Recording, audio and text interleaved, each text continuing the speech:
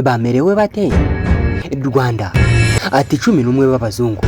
Wasiri akomeje kuvugisha imbuga nkoranyambaga nyinshi cyane hano mu Rwanda kubera yuko amagambo ari kugenda atangaza ari y'ubuhanga. Abakunzi ba Rayon bari kugenda babyishimira, ariko abafana ba APR banungunitse bari kuvuga bati ese uyu mugabo ari kuvuga iki? Wasiri aherutse gusohora indirimbo avuga ko ari 11 b'abazungu bazajya bakinira Rayon.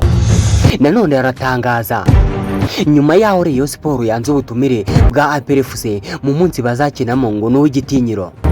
Wasiri ati ni gute nakina n'ikipe iri gukina imikino ya gishuti igatsindwa?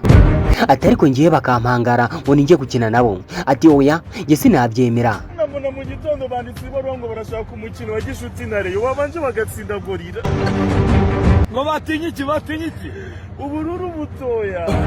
Ngaho rero ubwo mbuga nkoranyambaga rero nta kindi abantu bari kugenda bagarukaho ni ibintu Wasiri yagiye atangaza. Wasiri yavuze ko ikipe ye atayiha APR FC ngiye gukina nayo. Ati kerekana tubaha ubururu butoya. Ati cyangwa se bagafata abakinyi 22 abazamu babiri mwezamu, noneho buri ruhande ngo rwaba ruriho abakinyi babiri. Ati nibo bakemera gukina ni APR ngo mu munsi bise ngo inkera y'abahizi. Ati nibwo twakemera gukina niyo kipe. Ibitangazamakuru rero byakujije baho muri wino birandika bigira biti Wasiri yongeye kwishongora kuri APR FC. Uwizeyimana Sylvestre wamenyekanye nka Wasiri, umukunzi ukomeye wa Rayon Sport, yongeye kuvugisha benshi nyuma yo kuvuga ko ikipe itaritabira irushanwa ry'inkera y'abahizi kuko idashaka gukina n'amakipe atari ku rwego rwayo.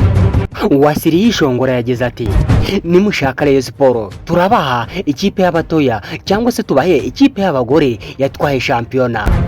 Wasiri mu bwishongozi bwinshi cyane asoza agira ati wowe ubibona ute? None se we mwebwe mubibona utera? Abafana ba Rayon Sport mubibona gute? Iyi kipe koko ntiyagakwiye kubihura n'ikipe y'abatoya ya Rayon Sport cyangwa se gatumira ikipe y'abagorera gakora ijya gukina no mu mahoro? Ibintu birasekeje rero mwabantu mwe, imbuga nkoranyambaga bacitse ururondogoro. Ariko ibi byose abivuze nyuma yuko asohoye iyi ndirimbo ya 11 b'abazungu.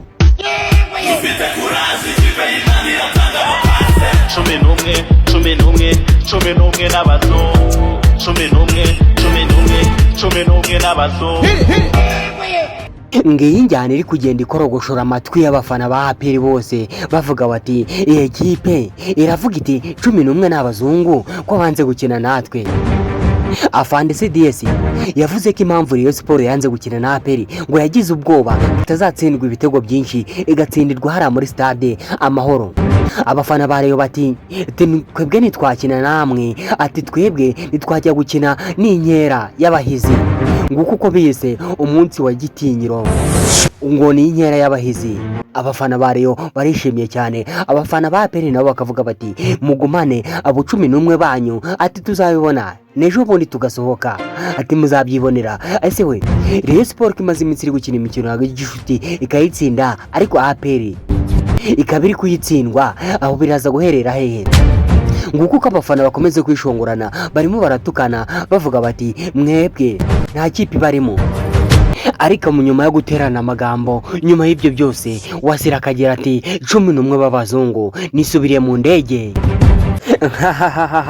Ndabyizeye ko nta kibazo mbazwa.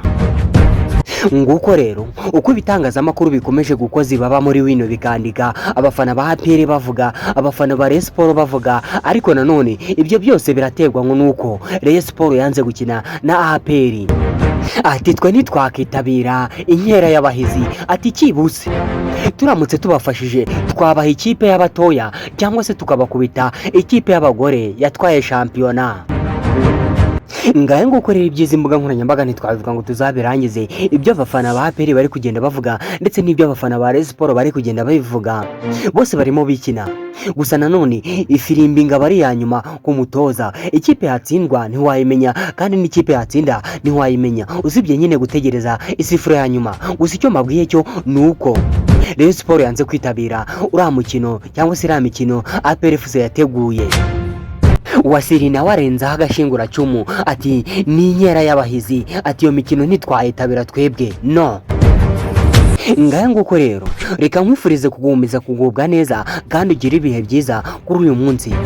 Njye mubanye muri aya makuru nitwa Vincent, mwandira kuri buto ya subscribe kugira ngo amakuru nzajya ntanga azajya ahita kugeraho mu ba mbere.